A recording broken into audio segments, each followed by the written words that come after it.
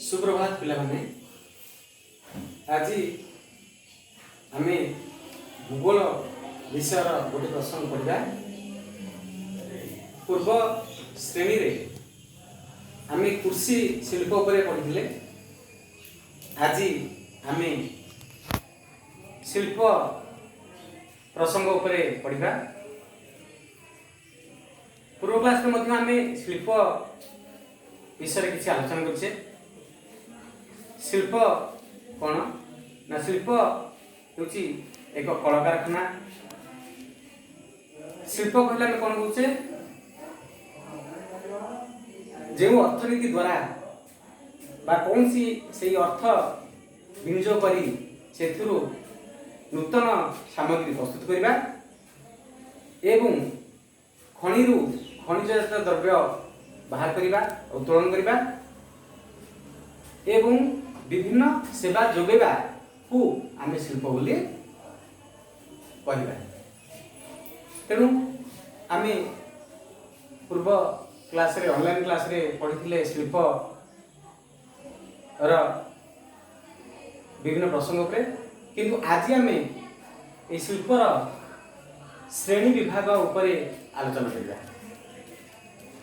ए शिल्प को आम साधारणतः चारोटी भाग विभक्त करुचे।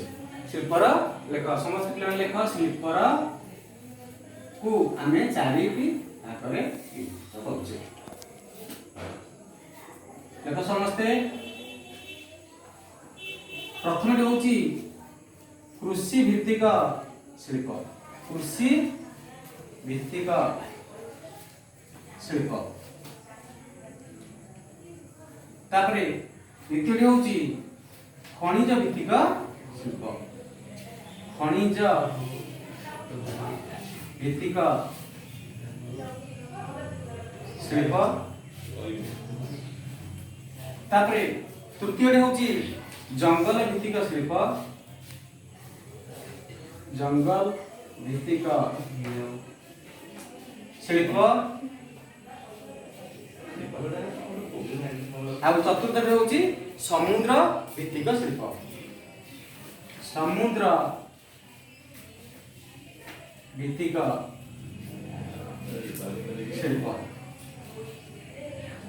एपरि भाव में आम शिल्प को आम चारि भाग में श्रेणी भाग कर एवं आस आम प्रथम आलोचना करबा कृषि भित्तिक शिल्प। आम जेकोसी कृषि जंत्रपाति व्यवहार करुचे सेगुड़िक सबू यही कृषि उपर कृषि संबंध में आम प्रथम आम कृषि जंत्रपाति जी व्यवहार करुचे सबू शिल्प कृषि शिल्प उपर आम पाचे जमती लुहा लंगल कोड़ी कोदाल एगुड़ा सबू शिल्प कृषि शिल्प कृषि शिल्प कल कारखाना आम सब पाचे एवं एगुड़िक कृषि शिल्प उन्नति हेले कृषि उन्नति निश्चित हो पार। आम आलोचना करवा खनिज भित्तिक शिल्प। वर्तमान ये आधुनिक जुगरे विज्ञान जुगरे खनिरो जात द्रव्य गुड़िक जपरी इस्पात कारखाना लुहा व्यवहार करुचे। लुहा विभिन्न प्रकार कार्य व्यवहार करुचे एवं यही इस्पात कारखाना इस्पात शिल्प आम भारी शिल्प बड़ बड़ जंत्रपाति सब या कंचा माल रूपे व्यवहार करुचे। एगुड़ी सब खनिज भित्तिक शिल्प। खनिरु जो द्रव्य गुड़िक खनि खनन द्वारा बाहर कर खनिज भित्तिक शिल्प रे व्यवहार हुए एवं ताहाकू विभिन्न जंत्रपाति रूपे व्यवहार करते एवं सेगुड़िक विभिन्न क्षेत्र में ताहाकू प्रयोग करा जाए व्यवहार करा जाए जहाँफल खनिज द्रव्यर मूल्य बढ़े एवं आर्थिक उन्नति होता है। तापर आम तृतीय शिल्पर तृतीय श्रेणी भाग देखा जंगल भित्तिक शिल्प।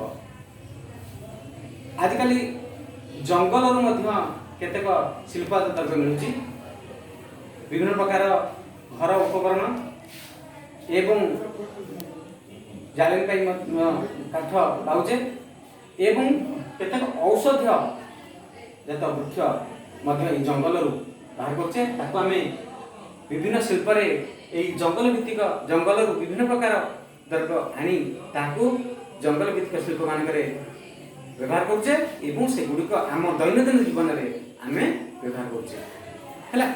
तापरे आस आमे आलोचना करिबा समुद्र भित्तिक शिल्प। समुद्र सागर महासागर तुम सब देखिछ एई सागर महासागर मानकर विभिन्न प्रकार सामुद्रिक द्रव्य मिलता है जेपरी मत्स्य ककड़ा अन्य सब सामुद्रिक जीव मान मिलता है से आम माछ तेल बाहर कर तेणु एगुड़िक यही समुद्र मिलता है समुद्र भित्तिक शिल्प थाए तेणु आम आज शिल्पर श्रेणी विभाग विषय पढ़े 4 प्रकार कृषि भित्तिक शिल्प खनिज भित्तिक शिल्प जंगल भित्तिक शिल्प आउ समुद्र भित्तिक शिल्प यही शिल्प कल कारखाना जहाँ सब मिलूँ सेगुड़िक आम आमर दैनंदिन जीवन में आम व्यवहार मु तुम गोटे कहबी जे आम जो वर्तमान जो बही व्यवहार करुचे तुम सब बही पढ़ुच बही गुड़िक शिल्प बा कारखाना प्रथमे यही बही बा कागज कौट आसला सबाई घास एवं बाउंश कृषिजात द्रव्य आसला ताहाकू पठागला कौटी मंडा आकार या एवं छापाखाना प्रेस को पठागला सेठी कागज बाहर कर से कागज रे विभिन्न प्रकार धारी धारी करी सब अक्षर गुड़िक खंजागला शब्द वाक्य गुड़िक खंजागला विभिन्न चित्र गुड़िक अंकागला एवं से बहीटी प्रस्तुत है तापरे समस्त अंचल को विभिन्न आड़ को से बही को बंटन करागला एवं आम ताको पढ़ुचे एवं आमर शिक्षार उन्नति होउछि तेणु प्रत्येक क्षेत्र में शिल्पर प्रभाव निश्चित रही शिल्पर उन्नति हेले देशर उन्नति हो पार। ओके पिला माने आमे आज शिल्पर श्रेणी विभाग विषय में पढ़िले मु तुमको केते गुडे प्रश्न यही शिल्प श्रेणी विभाग उपरे पचारि तमें उत्तर दो। आमे शिल्प को साधारणतः केते बार व्यक्त करछे को 4 भाग रे प्रथमटी हला के कहिबो कृषि भित्तिक शिल्प द्वितीयटी हला खनिज भित्तिक शिल्प एवं तृतीय हला जंगल भित्तिक शिल्प चतुर्थटी हला हमर समुद्र भित्तिक शिल्प।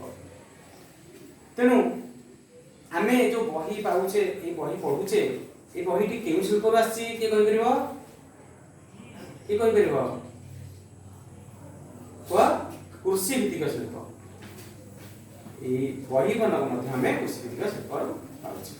आम जो लुहा शाबल लुहार शाबल विभिन्न प्रकार लुहा इस्पात जो लुहा शाबल व्यवहार करछे सेटा केउथि आछि के शिल्प रु खनिज शिल्प ताले आमे पिला माने आज शिल्प कौन शिल्प क्या कह जाए शिल्पर श्रेणी विभाग विषय पढ़िले परवर्ती क्लास रे शिल्पजात विभिन्न दुर्घटना घटना घटी थाए से विषय आलोचना करवा एवं मु तुमको केते गुडे कार्यपत्र देबी तुमे ताको करिवो एवं ग्रुप रे ऑनलाइन रे छाड़ियो।